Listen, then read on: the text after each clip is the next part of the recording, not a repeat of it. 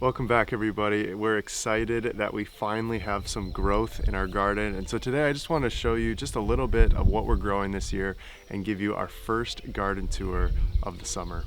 We are located in zone 4, so most of our plants recently went in within the last few weeks, as our last frost date was the end of May. But we have some things that have grown. We've done a couple harvests of our lettuces and our spinaches, and so I just want to show you what we're growing this year. So one of the things that we really wanted to focus on this year is to try and grow as many calorically dense vegetables as we could.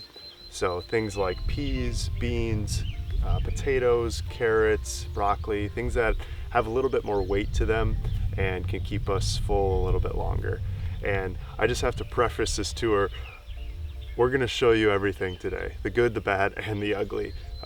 We had an incredible amount of weeds grow this spring, and so we're slowly but surely trying to weed our way through this garden, but I just wanted you to know that we're not hiding anything in this tour. In our first box here, we have dwarf shell peas. Now, this is actually the first year that we've grown these, but they do have a good, they're a good size. So the peas that come out of them are a good size pea, a little bit bigger than something you might find at a grocery store. And from what we have heard, they are actually really good sources as well for animal feed. So things like chickens and ducks, if you have them, you know that they go crazy for peas. And so that is another reason why we're growing these, not only to feed ourselves, but also to feed our birds. So in this first box, we have dwarf shell peas. And in our next box, along the same lines as the peas, we are growing Jade bush beans.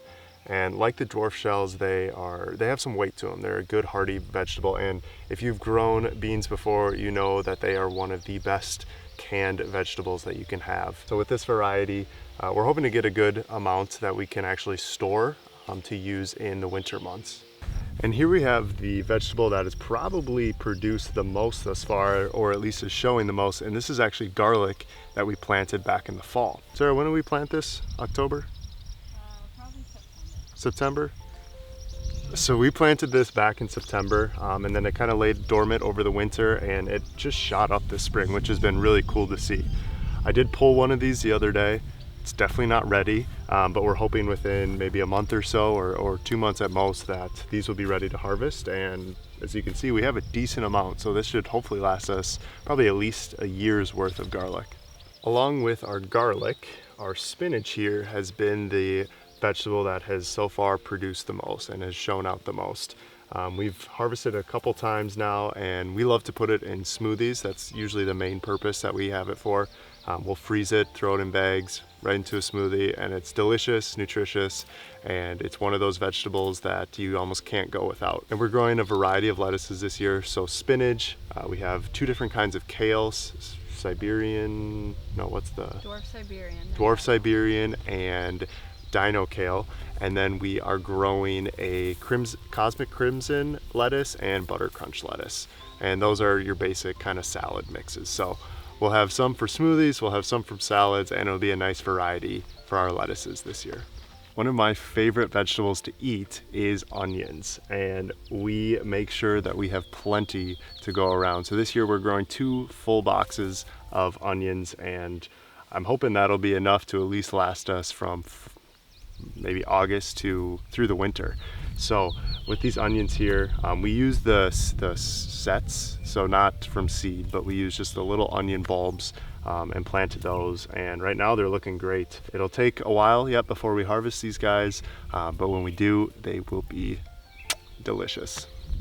Quickly here in this box is kind of our experimental box. So in here we have a few different varieties of strawberries, and actually these ones right here that have started to bloom and started to grow are actually ones that we just picked up from our woods, just wild strawberries. So we're curious to see how these grow. I honestly don't know how they will grow, but so far they're looking good, and we even have some little berries starting to form on here. So I'm excited to see what these look like a few months from now. But this is our strawberry box. Another area that we tried to explore new varieties this year was our tomatoes. So in this box we have San Marzano tomatoes, but in total we're growing these, Roma tomatoes, Black Beauty tomatoes, and some tomatillos, just a few tomatillo plants. And so we just really wanted to expand our varieties that we had, because last year the varieties that we grew we didn't really like. They weren't really our favorites. So we know that San Marzano, Roma, and the Black Beauties are pretty common, pretty standard tomatoes as far as making salsas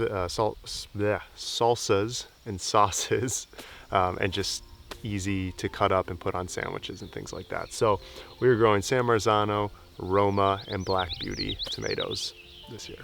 And in this box over here, we are growing some of our peppers. And just like the tomatoes, we have a very large variety of peppers this year that we are gonna try.